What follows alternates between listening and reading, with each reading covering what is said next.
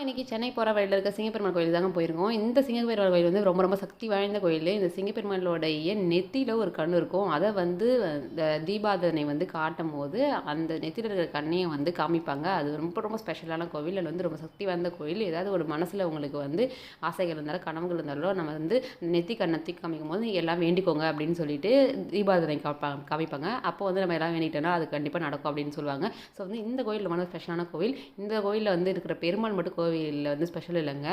இந்த கோவிலில் போடுற சாப்பாடு ஸ்பெஷலான ஒரு சாப்பாடு தான். இதில் கொடுக்குறது வந்து இந்த இலையில வந்து அந்த பொடி தோசை வச்சு கொடுப்பாங்க. அவ்வளோ டேஸ்ட்டாக இருக்கும். நான் வந்து 7 வருஷத்துக்கு முன்னாடி இந்த கோவிலுக்கு வந்திருக்கேன். வந்து சாப்பிட்ருக்கேன் எங்கள் காலேஜ் படிக்கும்போது பொத்தேரியில் எஸ்ஆர்எம்மில். ஸோ வந்து அதே மாதிரியே இப்போ 7 வருஷம் கழிச்சு இங்கே வந்து சாப்பிட வரும்போது கண்டிப்பாக இங்கே பொடி தோசை இருக்குமா அப்படின்னு பார்க்கறதுக்கு வந்தோம். கடைசியில் பார்த்தா பொடி தோசை இருந்தது. சாப்பிட்றதுக்காகவே வந்தோம். கடைசியில் இந்த பொடி தோசை அதே டேஸ்ட்டில் இருந்தது 7 வருஷம் கழிச்சு வந்து சாப்பிடும் போது கூட. ஆனால் வந்து இந்த கோவிலில் ரொம்ப ரொம்ப ஸ்பெஷலானது இங்கே கொடுக்குற இந்த பிரசாதமும் கூட தான். ஸோ வந்து நீங்கள் வந்து இதை வந்து சாப்பிட்டு பாருங்கள்.